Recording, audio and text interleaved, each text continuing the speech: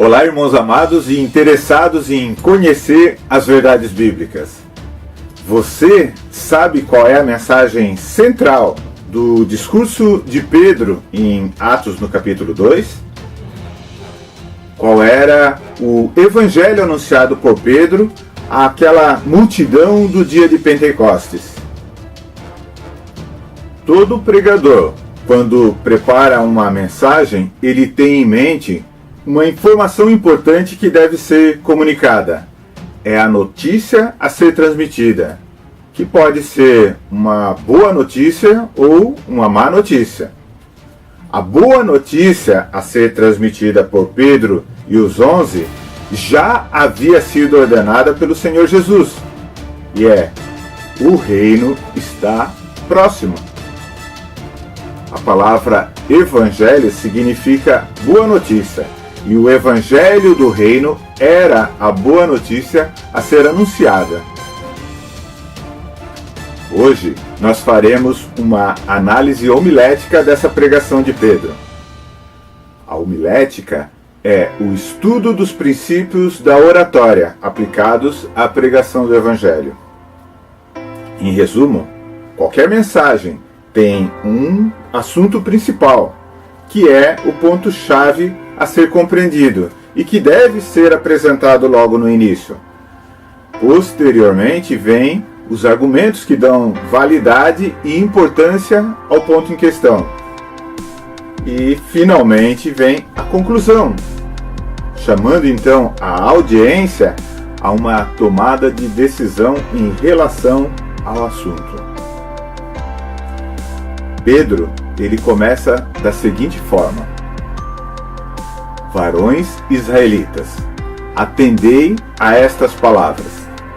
Jesus, o Nazareno, varão aprovado por Deus diante de vós com milagres, prodígios e sinais, os quais o próprio Deus realizou por intermédio dele entre vós, como vós mesmos sabeis.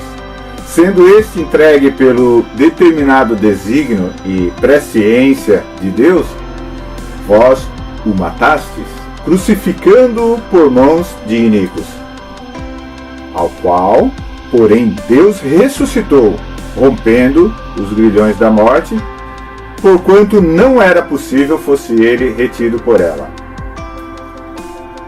Na introdução do discurso, nós vemos que a plateia de Pedro era composta de judeus, os israelitas a quem foi prometido o reino que estava por ser estabelecido. Estes judeus, eles conheciam Jesus, presenciaram os seus milagres e muitos deles estavam perante Pilatos gritando: crucifica-o! Por essa razão, Pedro os acusa de serem responsáveis pelo assassinato de Jesus, dizendo o seguinte: vós o matastes.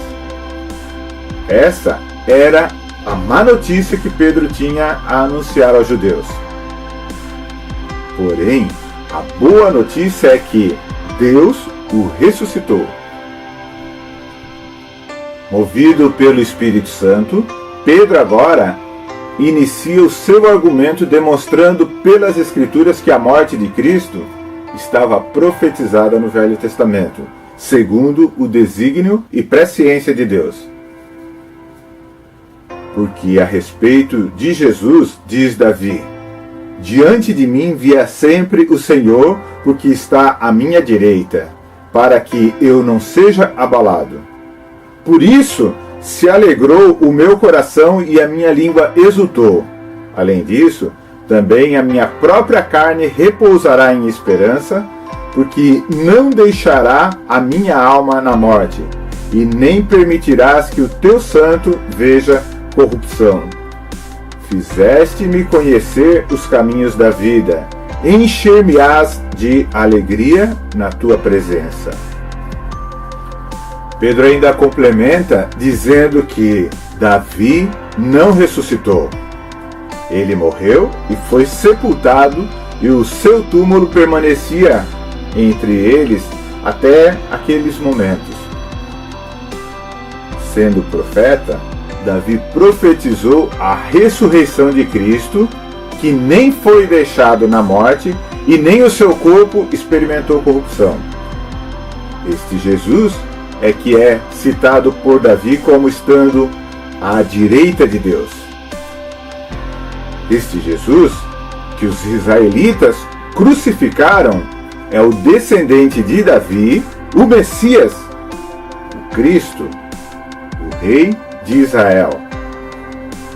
Neste reino que era tão aguardado. Antes de irmos para a conclusão de Pedro, eu gostaria de chamar a atenção de vocês para o fato de que Pedro, neste momento, ele não anunciou a morte de Cristo como salvação para eles. Ele não disse que Cristo morreu pelos nossos pecados. Ele não disse, como ele irá dizer na sua carta, que o precioso sangue de Cristo nos resgata dos nossos pecados. João futuramente dirá que pelo sangue de Cristo vertido na cruz por nós, temos libertação dos nossos pecados. Paulo dirá que a palavra da cruz, ela é escândalo aos judeus. Ela é loucura para os gentios, mas para os chamados é poder de Deus e sabedoria de Deus para a salvação de todo aquele que nele crê. Pedro estava pregando aos judeus e, como Paulo disse, a palavra da cruz é escândalo para os judeus, porque eles mataram o rei. Pedro conclui o seu discurso da seguinte forma: esteja absolutamente certa, pois, toda a casa de Israel, de que esse Jesus que vós crucificastes, Deus o fez Senhor e Cristo. No coração daqueles que ouviam Pedro, abrasava a pergunta: e agora, que faremos, irmãos? Deus nos enviou o Messias e nós crucificamos ele. Deus tem todo o direito de não conceder a nós o reino prometido. Afinal de contas, nós o rejeitamos. Em Noé, Deus se arrependeu de ter feito o homem que ele criou. Deus também se arrependeu do mal que ele disse que iria fazer com a cidade de Nínive.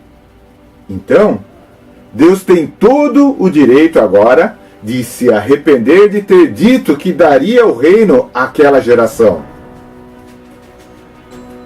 No próximo estudo, nós veremos que Deus é longânimo, tardio em irar-se, e concede mais uma oportunidade aos israelitas, por meio do arrependimento.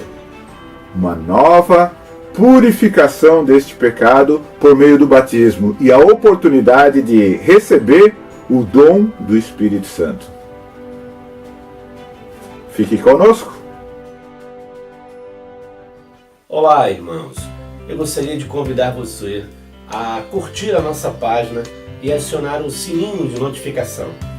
Desta forma você será avisado sempre que um novo vídeo for publicado. E também gostaria de convidar você a participar da nossa lista de transmissão pelo WhatsApp. É só mandar uma mensagem para o nosso número, dizendo: quero fazer parte da lista de transmissão. Assim você receberá diariamente vídeo e notícias do Ministério Graça no Brasil. E será convidado a nos ajudar com ideias para os próximos vídeos. Até o próximo estudo.